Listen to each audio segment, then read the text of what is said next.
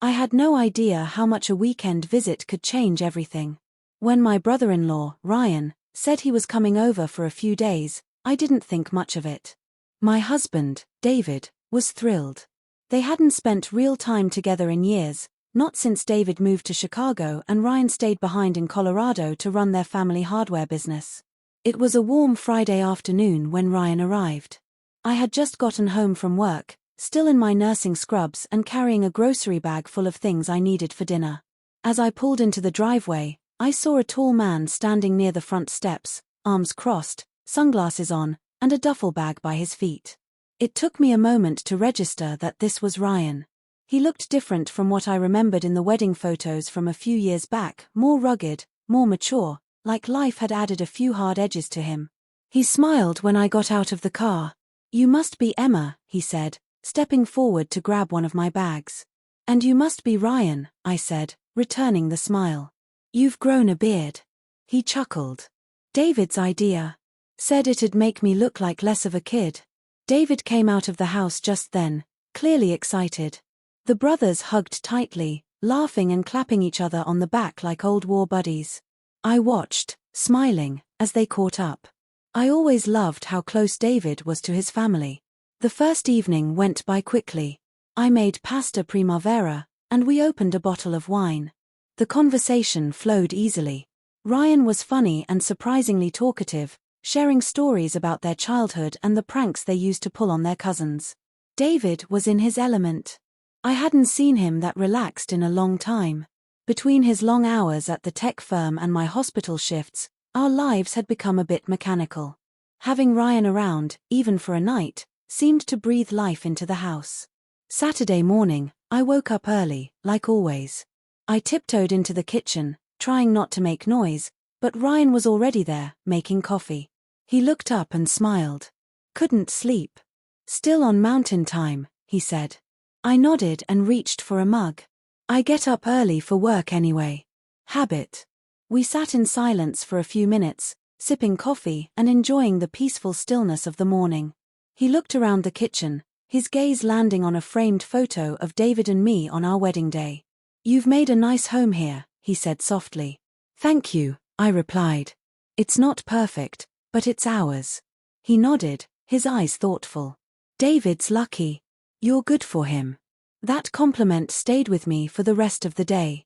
It wasn't just what he said, it was the way he said it, with genuine warmth. Later, the three of us went out for brunch and then took a walk through the nearby park. The weather was perfect, and the trees were full and green. Ryan and David tossed a football back and forth, joking like they were teenagers again.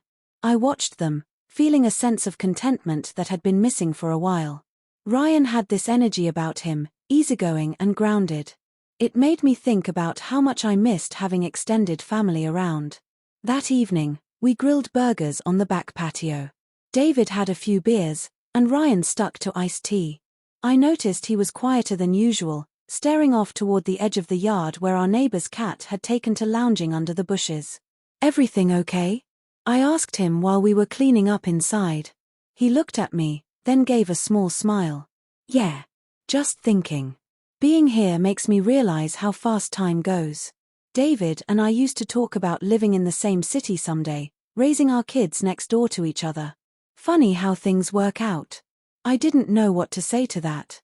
There was a wistful tone in his voice, and it made me wonder what he was giving up to run the family business back in Colorado. We all make choices. Sometimes we don't get to have everything. That night, I went to bed early while the brothers stayed up watching a late basketball game. I drifted off to sleep to the sound of their voices and laughter. Sunday morning was quieter.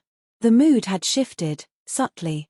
Ryan seemed a little distant, and David was preoccupied with checking work emails.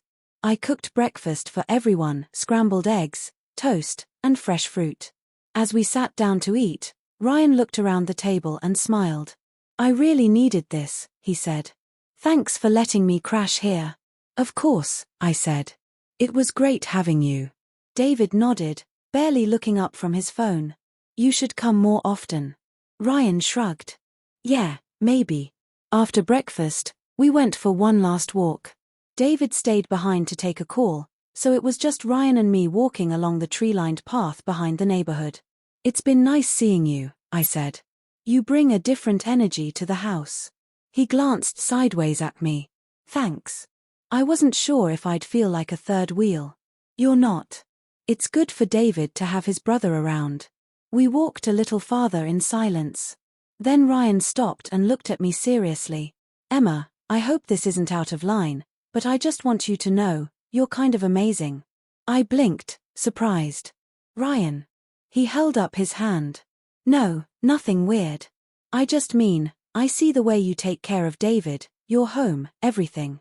It's admirable. I don't see that kind of commitment much anymore." I let out a soft laugh. "You scared me for a second." He smiled sheepishly. "Yeah, I get that. Sorry." We continued walking, the moment settling quietly between us. When we got back to the house, it was time for him to pack up and go. David gave him a quick hug, already distracted by the work week ahead. I stood at the door, watching Ryan put his duffel bag in the back of his truck. He turned before getting in. "Hey, Emma." "Yeah. Take care of him, okay?" "I will," I said. "You take care of yourself too." And then he was gone, driving away down the street and out of sight. That evening, the house felt strangely empty. David was back in his office, working late, the sound of his keyboard echoing down the hall. I stood at the kitchen sink, washing the last of the dishes from breakfast, thinking about the weekend. Ryan's visit had stirred something in me, not attraction, not longing, but a deep awareness of how precious these little moments are. The quiet coffee in the morning. The easy laughter over dinner. The unexpected compliment from someone who didn't have to say anything at all. It reminded me that life is always moving. People come and go, but sometimes they leave little pieces of themselves behind. A weekend visit from a brother-in-law might seem simple on the surface, but it brought back something I hadn't realized I'd lost: perspective. David came into the kitchen then, stretching his arms and yawning. "You okay?" he asked. "Yeah," I said, drying my hands. "Just thinking." He walked over and kissed my forehead. "Ryan said he might come back for Thanksgiving." "I'd like that," I said. And I meant it. Because sometimes, a short visit is all it takes to remind us what really matters and how we choose to live the days in between.